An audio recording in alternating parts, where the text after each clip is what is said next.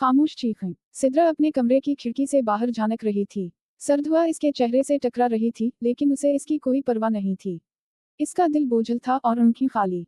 हर तरफ अंधेरा था, जैसे दुनिया ने उसके चारों तरफ अपना रंग खो दिया हो। इसके अंदर भी यही खामोशी और वीरानी फैली हुई थी। वो एक वक्त था जब सिद्रा खुशबाश और जिंदगी से भरपूर हुआ करती थी।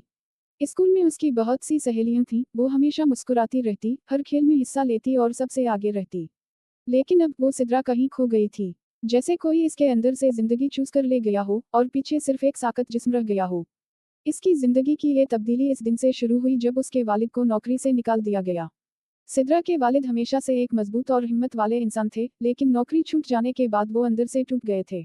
दिन रात नौकरी ढूंढते ढूंढते वो खुद को एक नाकाम इंसान समझने लगे थे। घर का माहौल बदल गया था, जहां पहले ककाहे गूंजते थे अब वहां खामोशी का राज था। सिद्रा की मां भी इस दबाव के नीचे आ चुकी थी। दिन रात पैसों की कमी की फिक्र और अपने शौहर की खामोशी ने इन्हें चिड़चिड़ा और थका हुआ बना दिया था। सिद्रा जब भी उनसे कुछ कहने की कोशिश करती, वो उसे झड़क देती। अभी कोई बात मत करो सिद्रा, मेरे पास और मसाइल हैं। सिद्रा को यूं महसूस होने लगा था जैसे वो अपनी ही जिंदगी में एक बोझ बन गई हो। स्कूल में इसकी कारकर्दगी भी गिरती जा रही थी। जो मज़ामीन कभी उसे आसान लगते थे अब वो एक पहाड़ की तरह नजर आने लगे थे। उस्ताद इसे डांटते, सहेलियां इससे दूर होती गईं और वो रोज बरोज खुद को ज्यादा तन्हा महसूस करने लगी। एक दिन जब वो स्कूल के बाद घर वापस आई तो उसने अपने वालिदैन को लड़ते सुना। उनकी आवाजों में बेबसी और गुस्सा था। सिद्रा को ऐसा लगा कि वो दीवारों में दबकर रह गई है, कि इसके पास कोई रास्ता नहीं बचा। वो अपने कमरे में भागी और दरवाजा बंद कर लिया। उसके दिल में एक अजीब सी चीख थी, एक ऐसी चीख जो बाहर नहीं निकल रही थी, लेकिन अंदर उसे तोड़ रही थी। रात के अंधेरे में सिद्रा ने खुद से एक सवाल किया, क्या मेरी कोई अहमियत है? इस सवाल ने उसकी रूह को झंझोड़ दिया था। वो खुद को इतना बेबस और बेकार क्यों महसूस कर रही थी? इसका दिल चाहता था कि कोई उसे सुने, कोई उसे समझे, लेकिन हर बार जब वो कुछ कहने की कोशिश करती, इसकी आवाज दब जाती। लेकिन फिर एक दिन कुछ बदल गया। स्कूल में एक नया उस्ताद आया था, मिसेस फातिमा।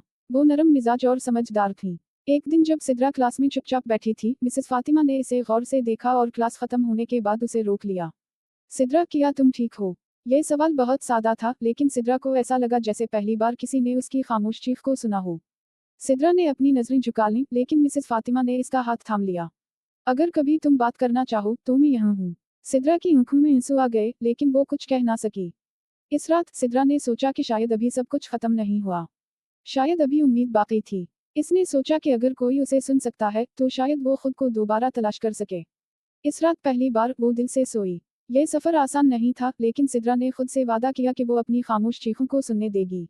वो अपने वालिदैन के मसाइल हल नहीं कर सकती थी, लेकिन वो अपनी जिंदगी को ठीक करने की कोशिश कर सकती थी। शायद इसे सब कुछ दोबारा से शुरू करना पड़े, लेकिन अब इसके पास उम्मीद की एक नन्ही सी किरण थी, जो अंधेरे में इसका रास्ता दिखा रही थी।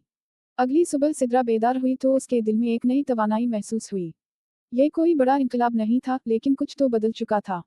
शायद वो बात जो मिसेस फातिमा ने कही थी, या शायद सिर्फ ये एहसास कि कोई इसकी हालत को समझता है, इसे हिम्मत दे गया था। वो जानती थी कि उसे हर चीज एक दिन में ठीक नहीं हो जाएगी, लेकिन उसने खुद से वादा किया कि वो हार नहीं मानेगी। स्कूल जाते वक्त उसने एक गहरी सांस ली और दिल में फैसला किया कि आज वो क्लास में मिसेस फातिमा से बात करेगी। ये पहली बार था कि इसने दिल की बात किसी से कहने का इरादा किया था। जैसे ही वो क्लास में पहुंची, इसकी नजरें सीधी मिसेस फातिमा पर गईं। इन्होंने मुस्कुराकर उसे देखा, जैसे इन्हें पहले से अंदाजा हो कि सिद्रा उनसे बात करने वाली है। क्लास खत्म होने के बाद सिद्रा ने हिम्मत जुमा की और मिसेस फातिमा के पास गई। बस मैं आपसे कुछ कहना चाहती हूँ। सिद्रा की आवाज हल्की और लरजती हुई थी, लेकिन इसमें एक मजबूती भी थी जो पहले नहीं थी।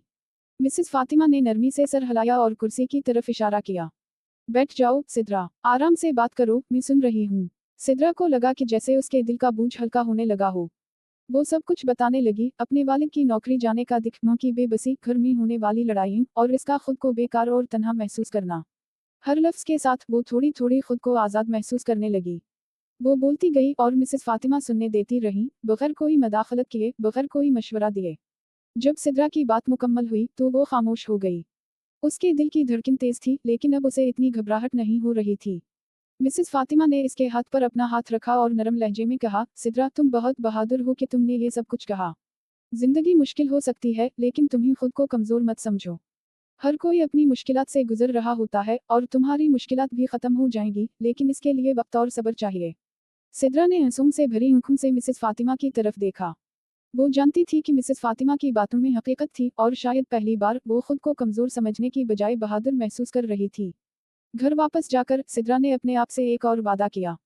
वो सिर्फ अपनी ज़िंदगी को ठीक करने के बारे में नहीं सोचेगी बल्कि अपने वालिदैन की मदद भी करेगी। वो जानती थी कि वो उनके मसाइल का हल नहीं निकाल सकती, लेकिन शायद वो उनके लिए एक सहारा बन सकती थी। अगले कुछ दिनों में सिद्रा ने छोटे-छोटे कदम उठाना शुरू कर दिए। जब उसके वालिद खामोशी से बैठे रहते, वो उनके पास जाकर बैठ जाती और उनसे बात करने की कोशिश करती।